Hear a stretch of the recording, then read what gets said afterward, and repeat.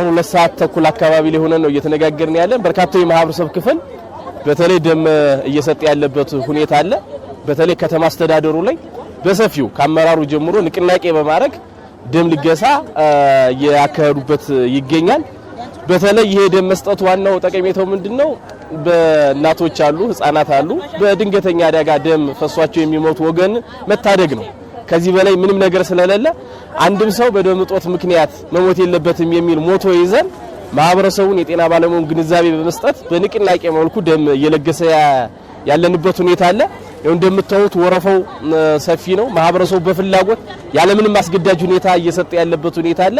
ይህንን በ2-3 ቀን ውስጥ አጠናክረን ከቅዳችን በላይ ሰብስበን በተለይ በደም እጦት ምክንያት የሚሞቱ እናቶችን እንታደጋለን የሚል ሐሳብ ነው ያለኝ። እጅግ በጣም አመሰግናለሁ። ለሶስተኛ ጊዜ ደም እየሰጠው ነው ያለው። በተለይ አሁን እንደ ወረዳችን ጤና ጥበቃ ጽሕፈት ቤት አስተባባሪነት በተለይ ከ18 ጀምሮ የሚሰጥ የደም ልገሳ እውነት ለመናገር በጣም ደስ የሚል ማህበረሰቡ ሞቢላይዝድ በሆነ መልኩ መጥቶ እየሰጠ ነው ያለ። እንግዲህ ደም መለገስ በጣም ብዙ ዘርፈ ብዙ የሆነ ጥቅም አለው። የመጀመሪያው ጥቅምና ሳይኮሎጂካሊ ጥቅሙ ነው። ምክንያቱም እኔ በሰጠው ደም ሰው ተርፎ ሰው ድኖ ማየት ከዚህ በላይ የሚያስደስት ነገር የለም እና ከዚህ በላይም የአእምሮ እርካታ ማግኘት ትልቁ ሳቲስፋይዝና ደስተኛ የሚያደርግም አንዱም ጥቅሙ ስለሆነ ከዛ ባለፈም በተለይ አሁን እያየ ያለው ጥናትም የካንሰር ቅድመ ካንሰር ከመከላከል ማቋያ ትልቁ ሚና ከሚጫወቱ አቋያ አንዱ ደም ልገሳ ነው። ሁለተኛ የክብደት ሁኔታን ማኔጅ ከማድረግ ማቋያ ዘርፈ ብዙ ጥቅም ያለበት ሁኔታ አለ። ብዙ ጥቅሞች አሉት ደም። እንግዲህ ይሄንን እያየ ማህበረሰቡ በሰፊው ደም እየሰጠ ያለበት ሁኔታ አለ ብዬ ሐሳብና አስተያየት መግለጽ ፈልጋለሁ። እሺ አመሰግናለሁ። እኔ ደም ስለግት ዛሬ ለ8ኛ ጊዜ ነው።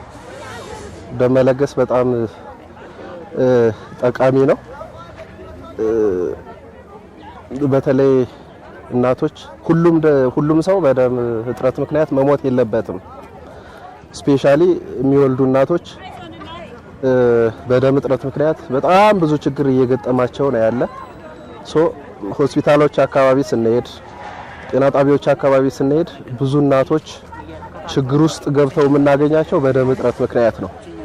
ስለዚህ እኒህን እናቶች ህይወት የሚተኩ እናቶችን እኛ ትንሿን አስተዋጽኦ አድርገን ህይወቷን ማትረፍ ትልቅ ነገር ነውና ደም መለገስ በጣም ትልቅ ጥቅም ነው ያለው። በእኛ ደረጃ ወይም በሚለግሰው ግለሰብ ደረጃ ምንም የሚያመጣው ሳይድ ኢፌክት የለው።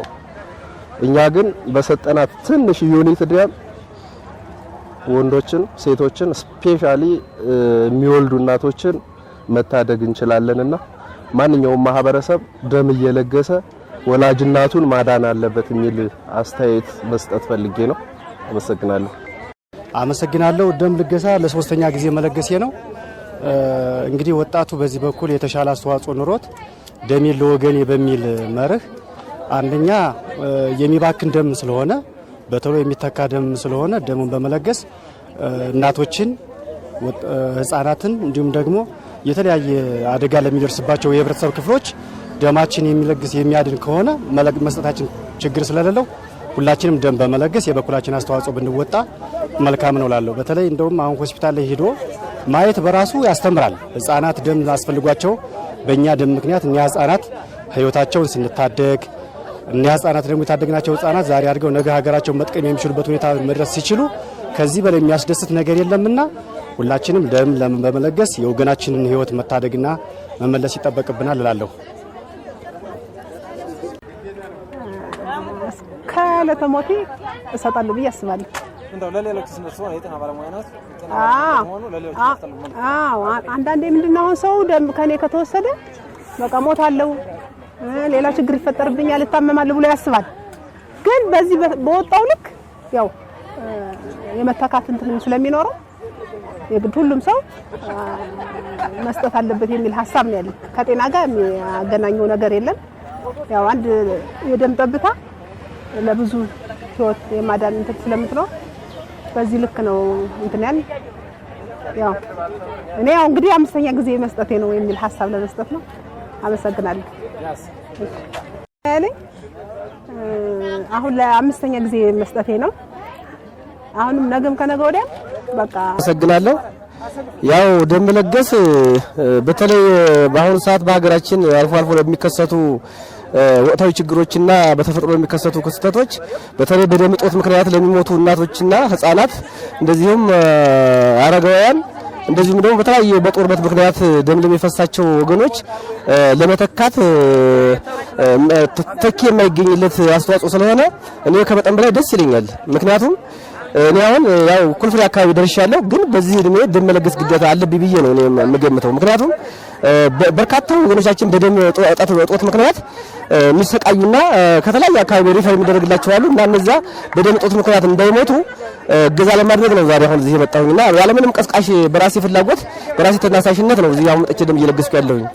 ስለዚህ ቀጣይም ቢሆን ለደም ለመለገስ ዝግጁ ነው። በሚቀጥለው አሁንም ቢሆን መቀጠል አለበት።